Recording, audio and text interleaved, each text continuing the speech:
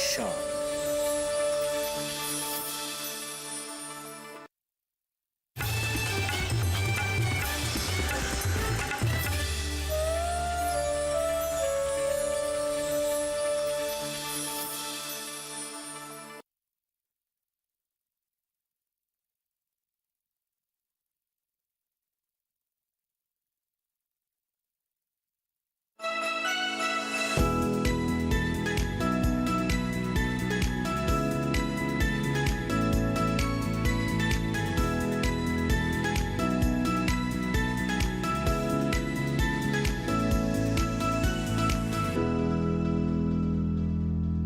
नमस्कार, आप देख रहे हैं दूरदर्शन किसान कृषि दर्शन कार्यक्रम में। स्वागत आप सभी का। मैं हूं आपके साथ अदिति शर्मा। आज के हमारे इस कार्यक्रम में हमेशा की तरह हमारे तीनों सेगमेंट्स हम आपके लिए लेकर आए हैं, जिनके जरिए पहुंचाएंगे हम आप तक खेती किसानी से जुड़ी कुछ अहम जानकारियां। बता दें आपको, सबसे पहले बात होगी बड़े काम के नारियल की, फिर मुलाकात होगी पवन कुमार हमारे सफल किसान से, और फिर हम आपको जानकारी देंगे प्रधानमंत्री फसल बीमा योजना के बारे में। तो फिर आइए आज के अंक की शुरुआत करते हैं। नजर डालते हैं हमारे पहले सेगमेंट विज्ञान और किसान पर। नारियल की बात करें तो ये सेहत के लिहाज से काफी फायदेमंद साबित होता है। वहीं धार्मिक अनुष्ठानों में भी इसका जमकर इस्तेमाल किया जाता है। इसके कारोबार की हम बात करें तो बता दें, इसका तो जवाब ही नहीं है। इसके हर एक हिस्से का आप इस्तेमाल कर सकते हैं, इसकी बिकवाली कर सकते हैं, अच्छी आमदनी अर्जित कर सकते हैं। तो आइए आज के हमारे सेगमेंट में बात करते हैं इसी बड़े काम के नारियल की।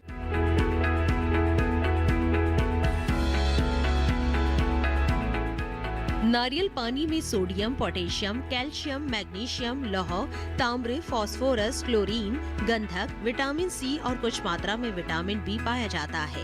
एक नारियल के पानी में 1 औंस तक शर्करा भी रहती है।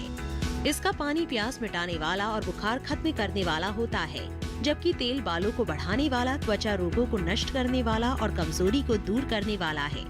नारियल की सबसे ज्यादा उपज केरल, कर्नाटक, आंध्र प्रदेश और तमिलनाडु में होती है। इसका पानी देश भर में पसंद किया जाता है। दक्षिण भारत के अलावा भी देश के दूसरे हिस्सों में भी आप पानी भरे नारियल बिकते हुए देख सकते हैं। दूसरी ओर नारियल पानी व्यवसाय को और बेहतर बनाने की भी कोशिशें हो रही है। खास तौर से दक्षिण भारत में नारियल के पानी को प्रोसेसिंग के जरिए बोतलों में बंद करके बेचा जाने लगा है। इसके लिए अच्छी क्वालिटी के हरे नारियल चुने जाते हैं और उन्हें प्रोसेसिंग यूनिट में ले जाते हैं, जहां इसका पानी निकालते हैं और फिर उसे छानकर बोतलों में भरते हैं। इसके बाद पैकिंग करके बाजार रवाना कर देते हैं। लेकिन बोतल बंद पानी की मार्केटिंग मुश्किल भरा काम है, क्योंकि देश में करीब करीब हर जगह नारियल का पानी आसानी से उपलब्ध है। फिर भी बोतल बंद नारियल जल का बाजार स्थापित हो रहा है, बल्कि खाड़ी और यूरोपीय देशों के अलावा अमेरिका को इसका निर्यात भी किया जा रहा है। नारियल पानी मतलब ये बड़ा मैच्योर्ड कोकोनट में जो मिलते हैं पानी, वो पानी नहीं है। ये पीने का नारियल पानी के लिए खेती बाड़ी करते हैं। This is known as tender coconut water. ये नारियल पानी को अभी टेक्नोलॉजी में बॉटल में भर सकते हैं और टिन में भर सकते हैं। देन इंडिया में, वेयर नॉर्थ इंडिया में दिल्ली, मुंबई, राजस्थान, गुजरात, बिहार एंड असम, वो एरिया में नारियल का पेड़ बहुत कम है, नारियल का खेती कम है, इसलिए इधर से पैक करवा के उधर हम मार्केटिंग करते हैं। नारियल का हर हिस्सा काम का है। पानी के अलावा इसे नारियल पाउडर, नारियल दूध पाउडर, कोयर फाइबर और कोकोपीट जैसे उत्पाद मिलते हैं। इसके अलावा इसके कठोर कवच से चारकोल बनता है और तैयार नारियल के पानी से विनेगर। साथ ही नारियल से कोयर बनता है और मूंज से रस्सी। इन उत्पादों के लिए पहले तैयार नारियल की मूंज हटाते हैं और फिर कठोर कवच मशीनों से निकाल देते हैं। इसके बाद ऊपरी भूरा हिस्सा अलग कर देंगे। अब आपके पास सफेद नारियल है। इससे पानी निकालेंगे जिससे विनेगर बनेगा, जबकि खोपरा नारियल पाउडर बनाने में काम आएगा। इसी के साथ किसान भाइयों बहनों, कार्यक्रम में वक्त हो चला है एक छोटे से ब्रेक का। आप कहीं मत जाइए। ब्रेक के बाद हम आपकी मुलाकात करवाएंगे हमारे सफल किसान पवन कुमार से। बने रहिए दूरदर्शन किसान पर, देखते रहिए हमारा कार्यक्रम कृषि दर्शन।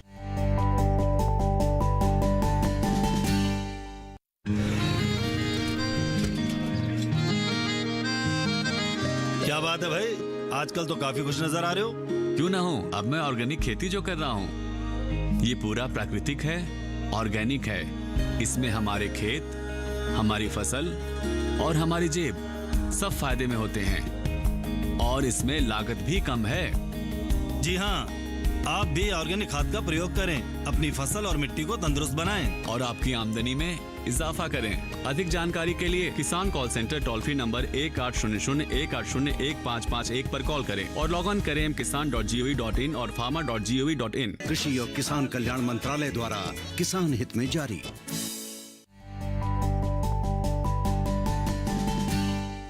ब्रेक के बाद दूरदर्शन किसान के कार्यक्रम कृषि दर्शन में आप सभी का फिर से स्वागत है। अब कार्यक्रम में वक्त है कृषि स्टार्टअप सेगमेंट का, तो फिर आइए नजर डालते हैं इस पर। राह मुश्किल कितनी भी क्यों ना हो, अगर लगातार मेहनत की जाए उसके लिए तो सफलता जरूर हासिल होती है। और ऐसा ही कुछ कर दिखाया है हमारे आज के सफल किसान ने, जिनका नाम है पवन कुमार। आइए मुलाकात करते हैं इनसे, जानते हैं कैसा रहा है इनका सफर कामयाबी का। हरियाणा राज्य का एक जिला है सोनीपत। यहाँ से कुछ ही किलोमीटर दूर एक गांव है मनौली। इस गांव के किसान कुछ साल पहले तक परंपरागत फसलों यानी गेहूं और धान के सहारे ही जिंदगी गुजार रहे थे, इस उम्मीद पर कि उनके जीवन में कोई तो बदलाव लाने आएगा। इसी गांव में पवन कुमार ने एक किसान परिवार में जन्म लिया। बचपन में पवन कुमार को जब भी स्कूल से छुट्टी मिलती तो वे अपने खेत में जाकर अपने पिता का हाथ बटाते। फसलों की कटाई का समय तो उनके लिए किसी त्योहार की तरह था। गाँव में पढ़ाई करने के बाद आगे की पढ़ाई के लिए वे दिल्ली चले गए। पढ़ाई करने के बाद वे दिल्ली में ही नौकरी करने लगे, लेकिन परिस्थितियों के कारण पवन कुमार को अपने खेतों की ओर लौटना पड़ा। गांव आकर उन्हें लगा कि यही भूमि उनकी कर्म भूमि साबित होगी। गांव आकर उन्होंने अपनी पुश्तैनी खेती करनी शुरू की, लेकिन उनकी पढ़ाई लिखाई उन्हें आधुनिक खेती करने के लिए प्रेरित कर रही थी।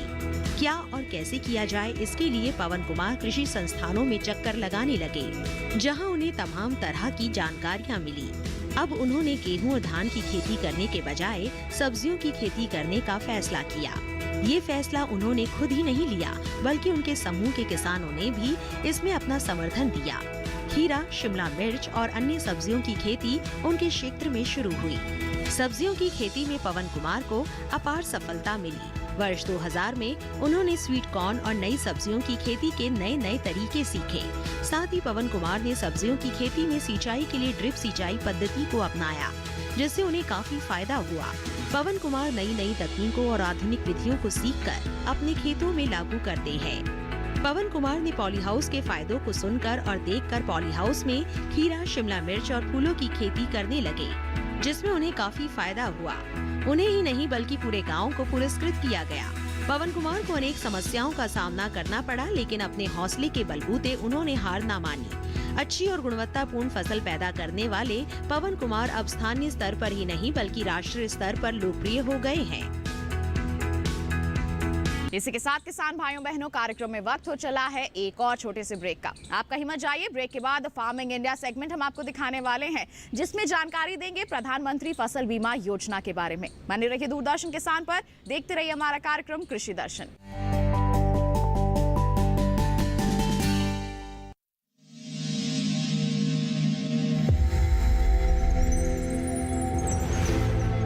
आत्मनिर्भर किसान भारत की शान। उत्पादन में आत्मनिर्भर होने के साथ साथ फसल की कटाई के उपरांत उपज की हानि को रोकने, ग्रामीण क्षेत्रों में रोजगार सृजन करने और बीज से बाजार तक के विजन को मजबूती देने के उद्देश्य से 1 वर्ष पूर्व माननीय प्रधानमंत्री श्री नरेंद्र मोदी जी ने एक महत्वाकांक्षी केंद्रीय योजना एग्रीकल्चर इंफ्रास्ट्रक्चर फंड की शुरुआत की। इस आधुनिक इंफ्रास्ट्रक्चर से कृषि आधारित उद्योग लगाने में एक बहुत बड़ा बदलाव आएगा और बहुत बड़ी गति आएगी। साथियों, अब हम उस स्थिति की तरफ बढ़ रहे हैं जहां गांव के कृषि उद्योगों से फूड आधारित उत्पाद शहर जाएंगे और यही तो आत्मनिर्भर भारत अभियान का संकल्प है। एग्रीकल्चर इंफ्रास्ट्रक्चर फंड से पात्र लाभार्थी गोदामों का निर्माण कर सकते हैं। छटाई या ग्रेडिंग इकाई, पैकिंग हाउस, सप्लाई चेन, और कोल्ड चेन जैसी सुविधाएं या फिर प्राथमिक कृषि प्रसंस्करण केंद्र की स्थापना कर सकते हैं।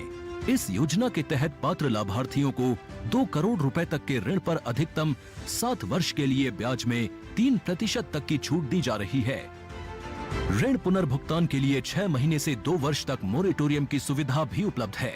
इस योजना ने अब तक सफलता की कई मिसालें कायम की हैं, जैसे कि मध्य प्रदेश के लाभार्थी श्री विपिन त्रिपाठी ने एग्रीकल्चर वेस्ट से बायोफ्यूल बनाने का इनोवेटिव प्राइमरी प्रोसेसिंग सेंटर लगाया है।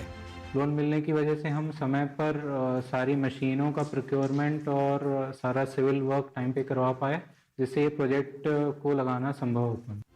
राजस्थान के लाभार्थी श्री यशवर्धन मुंद्रा ने सॉर्टिंग एंड ग्रेडिंग यूनिट लगाकर रोजगार के अवसर पैदा किए हैं। कर्नाटक की महिला उद्यमी श्रीमती ममता वी ने प्राइमरी प्रोसेसिंग सेंटर लगाकर प्रगति की नई राह चुनी है।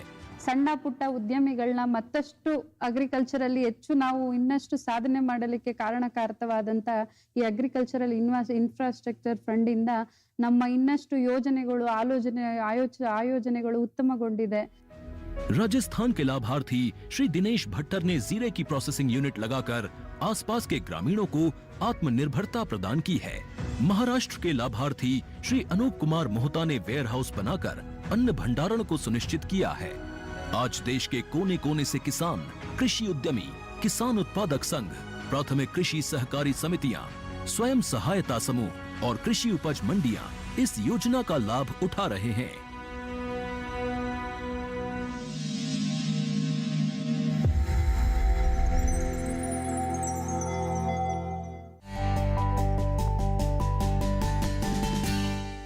ब्रेक के बाद दूरदर्शन किसान के कार्यक्रम कृषि दर्शन में आप सभी का फिर से स्वागत है। अब कार्यक्रम में वक्त है फार्मिंग इंडिया सेगमेंट का।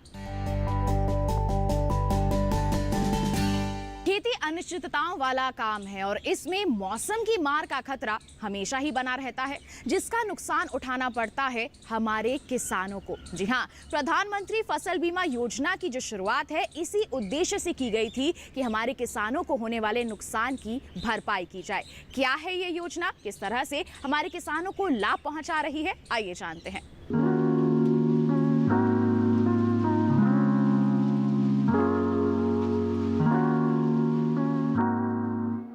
प्रधानमंत्री फसल बीमा योजना के तहत प्राकृतिक आपदा, कीड़े और रोग की वजह से सरकार द्वारा अधिसूचित फसल में से किसी नुकसान की स्थिति में किसानों को फसल बीमा और वित्तीय सहायता देना मुख्य काम है।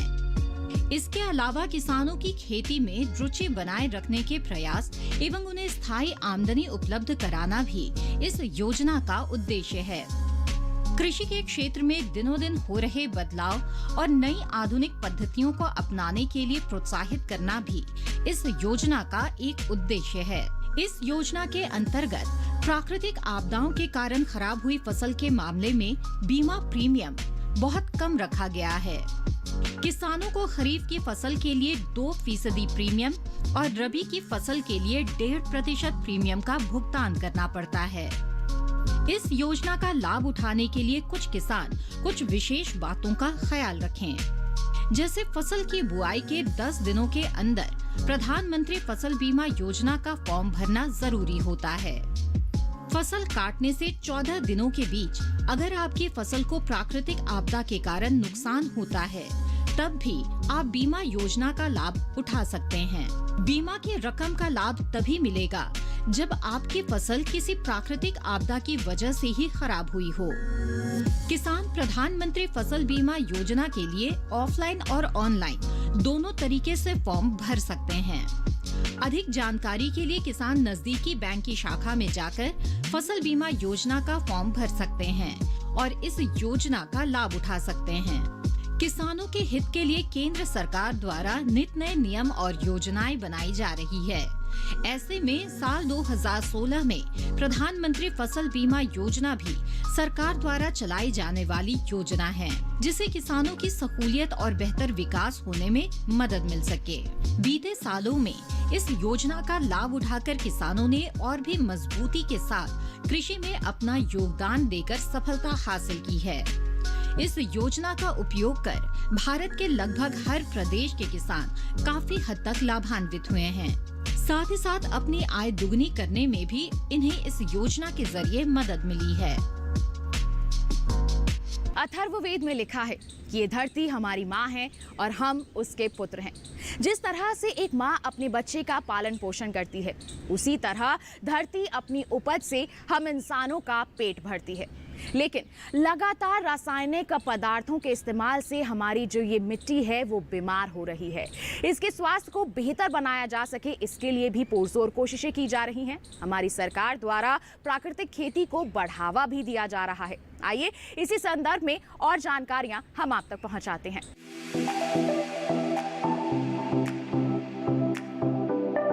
रसायनों की वजह से मिट्टी की उपजाऊ शक्ति दिन ब दिन कमजोर होती जा रही है।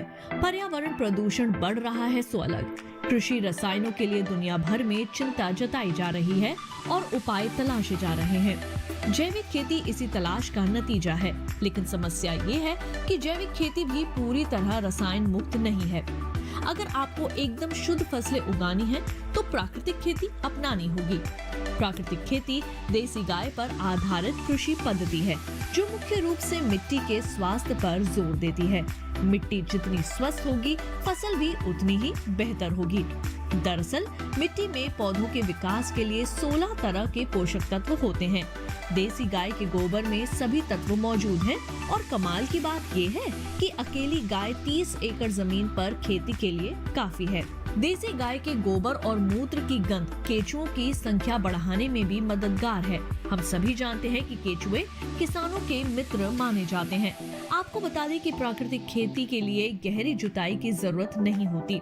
इसमें सिंचाई पौधों से कुछ दूरी पर की जाती है, जिसमें सिर्फ 10% ही पानी लगता है। दूर से पानी देने के कारण जड़ों की लंबाई बढ़ती है, जिससे तनों की मोटाई और पौधों की लंबाई में भी इजाफा होता है। प्राकृतिक खेती में पौधों की दिशा उत्तर दक्षिण होती है। ऐसा करने से पौधों को सूरज की ऊर्जा और रोशनी ज्यादा समय तक मिल जाती है। इससे पौधे अपने शरीर का निर्माण कर लेते हैं, जिससे न सिर्फ कीट लगने की आशंका कम हो जाती है, बल्कि पौधों में पोषक तत्व भी संतुलित मात्रा में इकट्ठे हो जाते हैं। प्राकृतिक खेती में मुख्य फसल के साथ सहयोगी फसलों को भी उगा सकते हैं। इसी तरह की खेती में देसी बीजों की काफी अहम भूमिका होती है। देसी बीज पोषक तत्व कम लेते हैं और पैदावार ज्यादा देते हैं। दूसरी ओर जलवायु परिवर्तन का असर खेती पर भी पड़ रहा है। प्राकृतिक खेती से उपजी फसलें मौसम की विषमताओं को काफी हद तक सहन कर लेती हैं, जिससे किसान आर्थिक नुकसान से बच रहे हैं। खेती के लिए खाद और कीटनाशक की जरूरत होती है। प्राकृतिक खेती में ये दोनों चीजें प्राकृतिक तरीके से ही बनाई जाती हैं, वो भी घर पर मौजूद सामग्री से। इसमें 2 तरह की खाद होती है, जीवामृत और घन जीवामृत। खाद 2 तरह से बन सकती है। मिट्टी की भौतिक दशा को सुधार देगा। इस तरह कीटनाशक भी गोबर, गौमूत्र, पौधों के पत्ते, तंबाकू, लहसुन और लाल मिर्च से बनाए जाते हैं। प्राकृतिक खेती में पोषण और कीट नियंत्रण के लिए बाजार से कुछ भी अतिरिक्त सामान नहीं खरीदना होता, इसलिए इसे जीरो बजट फार्मिंग यानी शून्य बजट खेती भी कहा जाता है। दक्षिण भारत में ये खेती लोकप्रिय हो रही है और खास तौर से कर्नाटक में। प्रधानमंत्री श्री नरेंद्र मोदी जी जिस तरह से खेती को प्रोत्साहित कर रहे हैं, उनकी सरकार ने परंपरागत कृषि विकास योजना में ही भारतीय प्राकृतिक कृषि पद्धति के नाम से एक उप योजना तैयार की है। इसके अंतर्गत किसान को 3 साल के लिए प्रति हेक्टेयर 12,200 रुपए की आर्थिक सहायता दी जाती है। पद्मश्री सुभाष पालेकर प्राकृतिक खेती के जनक हैं। वैसे बिना रसायनों वाली खेती भारत के लिए कोई नया विचार नहीं है। हमारे किसान हजारों साल से इसी तरह की खेती करते आ रहे हैं। वेदों और उपनिषदों में भी इस संबंध में श्लोक मिल जाते हैं। रसायनों का उपयोग हरित क्रांति के दौरान शुरू हुआ। अब चूंकि पूरी दुनिया इनके दुष्परिणामों को जान चुकी है, ऐसे में भारत प्राकृतिक खेती के रूप में दुनिया को नई राह दिखा रहा है।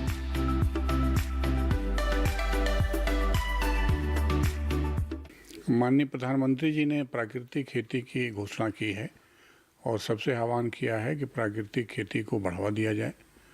और इसका सीधा अर्थ ये है कि रासायनिक खेती नहीं करनी है, मतलब कि रसायनों का प्रयोग नहीं करना है। जो उर्वरक हम प्रयोग करते थे, यूरिया है, DAP है, या जो पेस्टिसाइड्स प्रयोग करते थे कीड़ों को मारने के लिए, बीमारियों को करने के लिए, रोकने के लिए, उनका प्रयोग न करके बल्कि जो प्राकृतिक रूप से जो खेती हो सकती है, जिसमें कि जैविक खाद है या जो गोबर से बनाने वाले तमाम तरह के घोल हैं, जिससे बीज का शोधन हो या ज़मीन का शोधन हो, उसको किया जाए। एक रूप में ये भी कह सकते हैं कि ये गाय या जानवर पर आधारित खेती है और उससे निकलने वाले तमाम जो उत्पाद हैं, जो खेती में जो अवशेष हैं, उनका प्रयोग करते हुए कैसे मृदा की उर्वरा शक्ति बढ़ाया जाए।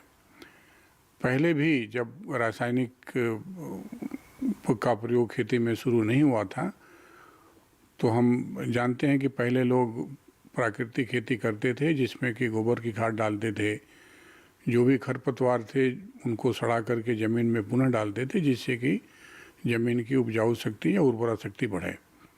तो उस पद्धति को लाने से क्या फ़ायदे हैं, क्या घाटे हैं, इसका देश भर में लोग चर्चा कर रहे हैं। लेकिन कुछ जो फ़ायदे सबको दिखाई पड़ते हैं वो ये है कि रसायन नहीं डालेंगे तो लागत कम होगी, रसायन नहीं डालेंगे तो जो उत्पाद पैदा होगा उसकी गुणवत्ता अधिक होगी।